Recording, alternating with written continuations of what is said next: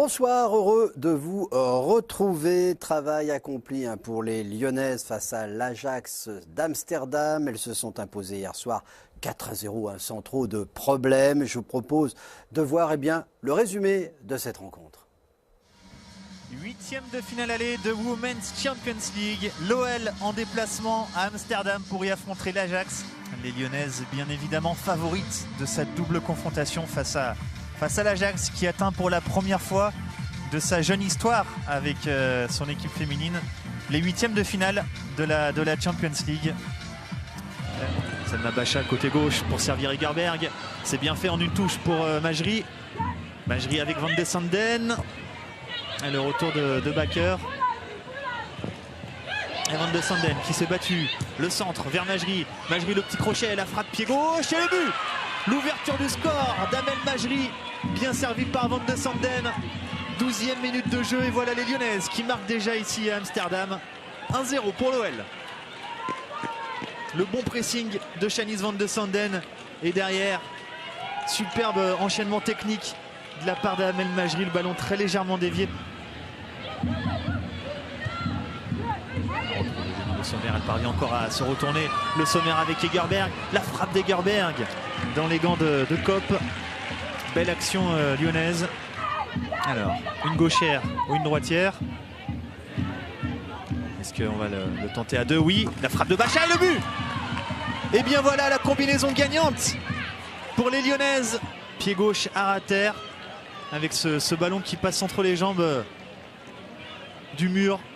On va mieux le constater sur cet angle. Ouais, Wendy Renard qui s'écarte parfaitement, qui est venu gêner. Et la satisfaction de Reynald Pedros.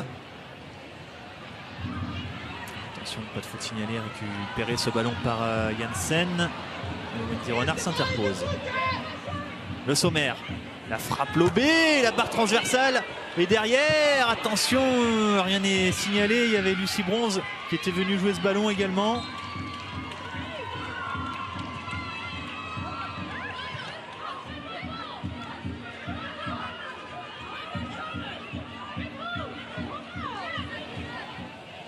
Le Sommer qui n'hésite pas à venir décrocher bas de temps en temps.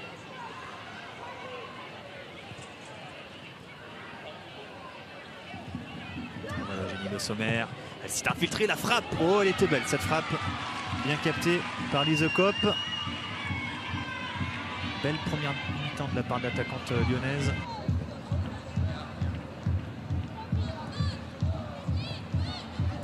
Le Sanden, le contre favorable. Attention au pressing. Reste au sol. Le centre de Lucie Bronze vers Egerberg. Le but est vide. Oh, ce ballon qui est contré au dernier moment. Et ce sera un corner. Un peu de confusion là dans la surface de réparation. On revoit ça avec le pressing de Van de Sanden. Allez, un bon coup franc. C'est parti pour Christiansen. C'est bien frappé. Le but. Et c'est pour Wendy Renard, semble-t-il. On va revoir ça, Wendy Renard ou Ada Egerberg. En tout cas, c'est but. Ça fait 3-0 pour l'OL sur ce coup franc parfaitement frappé par Christiansen. Et c'est Ada Egerberg qui coupe ce ballon de la tête.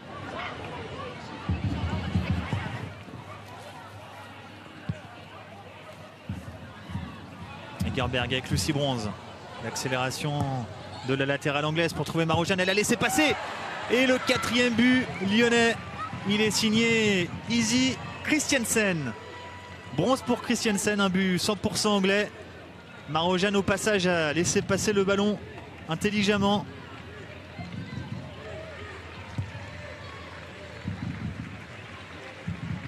Ouais, c'est bien fait. Succès 4-0 de l'OL sur le terrain de l'Ajax dans ce huitième de finale aller de Women's Champions League. Le travail a été fait et bien fait de la part d'Eugénie Le Sommer, Selma Bacha. Rendez-vous dans 2 semaines pour le match retour entre l'OL et l'Ajax. Une prestation qu'a salué l'entraîneur lyonnais au micro d'Olivier Tolakides. C'est un match sérieux. On a fait 30 bonnes premières minutes. Après, on s'est peut-être un peu laissé aller dans la facilité. en première mi-temps. On a eu beaucoup trop de déchets. Voilà, donc par contre la deuxième mi-temps, beaucoup plus conforme à ce qu'on attend, d'un match de haut niveau, beaucoup de sérieux, d'application. Et puis on a marqué, je crois que c'est bien. C'est bien parce que on se facilite pour le match retour. Et puis tout le groupe a bien vécu ce match. Match retour donc le 31 octobre prochain. Les autres résultats de cette Women's League. Le PSG s'impose en Suède sur le score de 2-0. Barcelone ne fait pas de détails. 5-0 face à Glasgow City. Wolfsburg bat l'Atlético, mais il a fallu attendre la seconde mi-temps pour voir les 4 buts allemands. Enfin, petite victoire de Chelsea 1-0 face à la Fiorentina ce soir. Dernier 8e aller.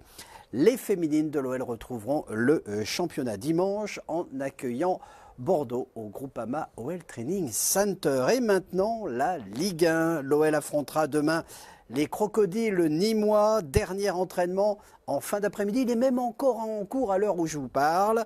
Presque tout le monde, regardez ces images, elles sont signées Kevin Chifflet. Presque tout le monde sur le pont Memphis que vous voyez. Il y avait aussi Tété qui pourtant sera absent face à Nîmes. Il devrait retrouver le groupe contre Hoffenheim.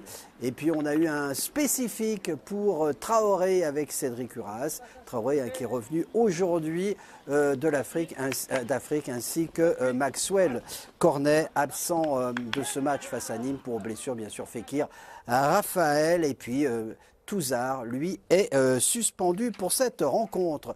Bruno Genesio était hier en conférence de presse. Il a parlé du manque d'efficacité de son équipe. Il faut être tueur, dit-il, et puis il a donné son avis sur l'adversaire de demain soir. On va jouer chez nous, on va retrouver notre public.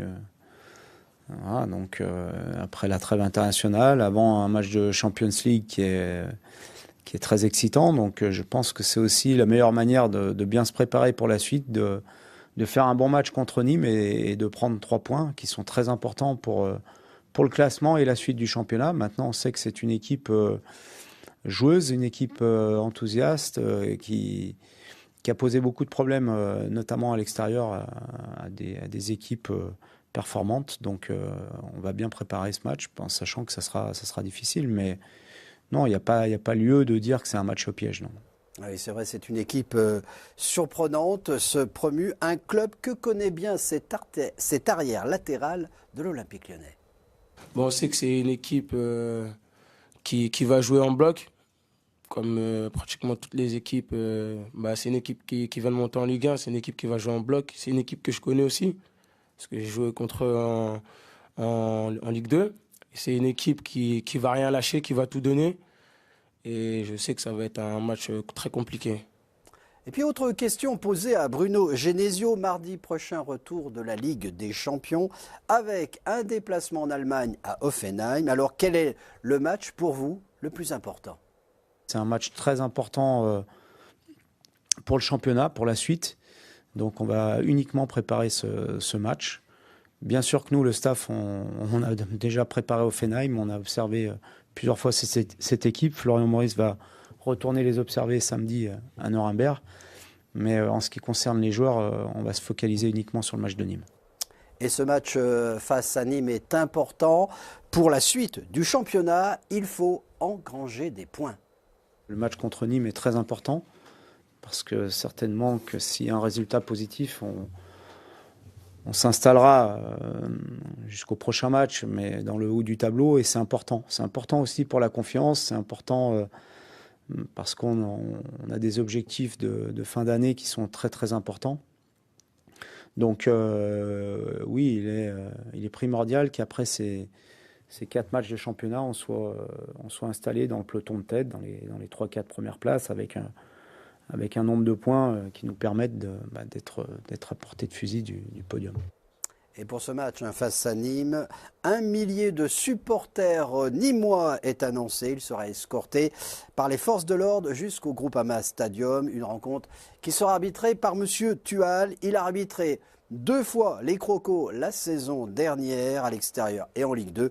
2 fois, ils ont gagné en inscrivant 4 buts. Ah donc, attention, coup d'envoi 20h45. Le programme de cette journée de championnat, le PSG face à Amiens. Lille se déplacera face à Dijon, un Dijon qui n'est pas en très grande forme.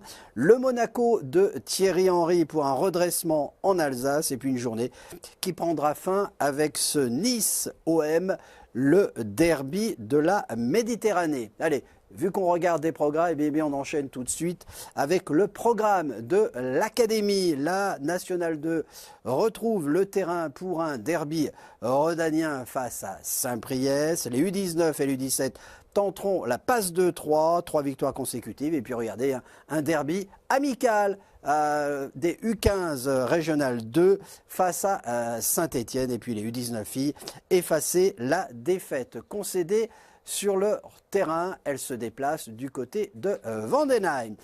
Avant de partir ce soir, tout de suite après ce journal, le retour de Copoel, nouveau décor, le lieu, le musée de l'Olympique lyonnais. L'invité Léo Dubois, extrait. Ouais, Léo, dis-nous sérieusement, est-ce qu'on te confond souvent avec Martin Terrier? Sérieusement? Tout le temps. Tout le temps, mais bon, c'est comme ça. Mais je pense qu'avec le temps, ça va s'atténuer un peu. Ouais. Mais pour l'instant, beaucoup. Je pense que de son côté, on le confond beaucoup aussi avec moi. Quel est ton meilleur pote à l'OL et pourquoi? Mon meilleur pote, je m'entends bien avec beaucoup de joueurs. Après, mon meilleur pote, T'en as pas un particulier avec qui t'es le plus proche? Avec Lucas Touzard, on s'entend vraiment bien parce que on a la même éducation, on est jeunes, Ouais. donc voilà, on se retrouve, on a les mêmes valeurs, donc on se retrouve bien. Mais franchement, je m'entends bien avec tout le monde. Avec tout le monde, d'accord. Copoel, c'est une fois par mois. Fin de ce Flash Info. On se retrouve lundi à la même heure, car demain, 19h45, l'avant-match. Présenté par Gabriel Vacher avec le 11 titulaire pour cette rencontre face à Nîmes. La rencontre en audio commentée par Guillaume Gache en compagnie de Jérémy Bréchet. Et puis ensuite, bien sûr, l'après-match avec toutes les analyses. Allez, ciao, bye.